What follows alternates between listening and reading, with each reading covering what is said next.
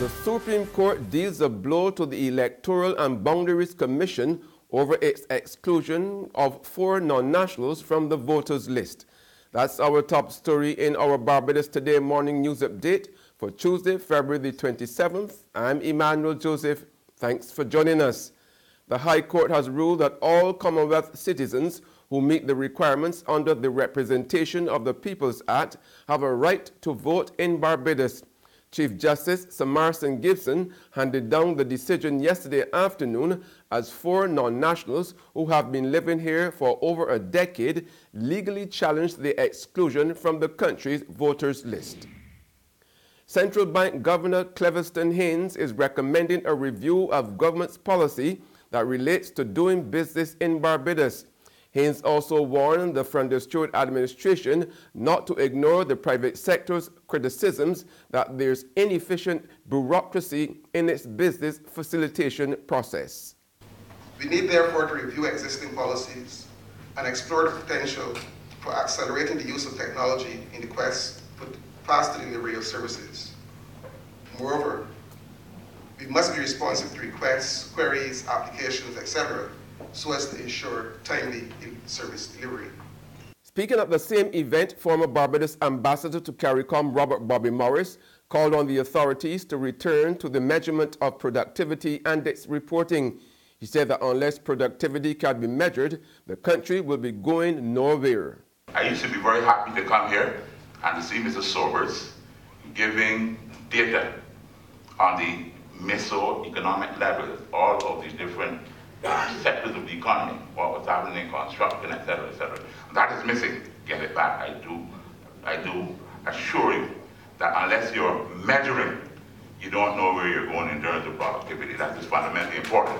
Meanwhile, Acting Prime Minister Richard Seeley announces that an EU-funded consultancy is in the works for the Productivity Council. He said it will see the development and implementation of a public sector improvement program for Barbados. The consultancy will be focused on 3 areas to improve productivity and performance in the public sector. These 3 areas are concerned with marketing and promotions, training and development, and human capital development. The Council will be placing a greater focus on multi-factor productivity. Currently, the Council develops productivity-related metrics in 7 business sectors with a focus on labor productivity.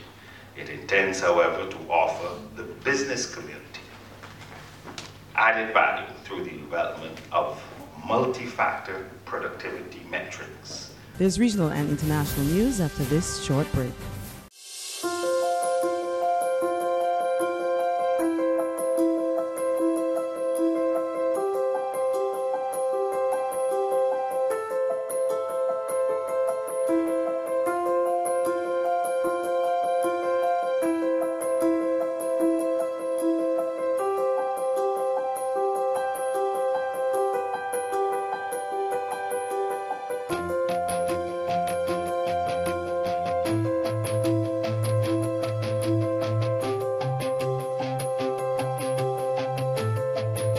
Barbados Today, news you can trust.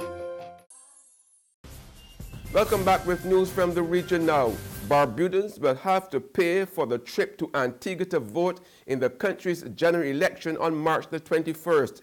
Chairman of the Antigua and Barbuda Electoral Commission, Nathaniel Paddy James, said if voting is allowed on both Antigua and Barbuda, it could open up the process to fraud. The rest of the story in this ABS TV News report. James explains that if voting centers are opened on the 2 islands, it could open the door to possibilities of fraud.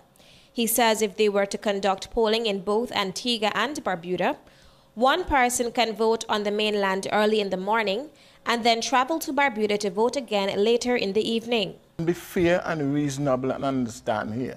We have to make a decision. Yes. We cannot have the supervisor of election cannot, under our system, issue 1,200 ballot papers to conduct a poll in Barbuda and 1,200 ballot papers to conduct a poll in Antigua. Right. And on the global front, the Russian president orders a humanitarian corridor in eastern Ghouta starting today.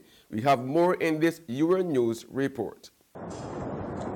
Russian President Vladimir Putin has ordered the creation of a humanitarian corridor in Syria's eastern Ghouta enclave.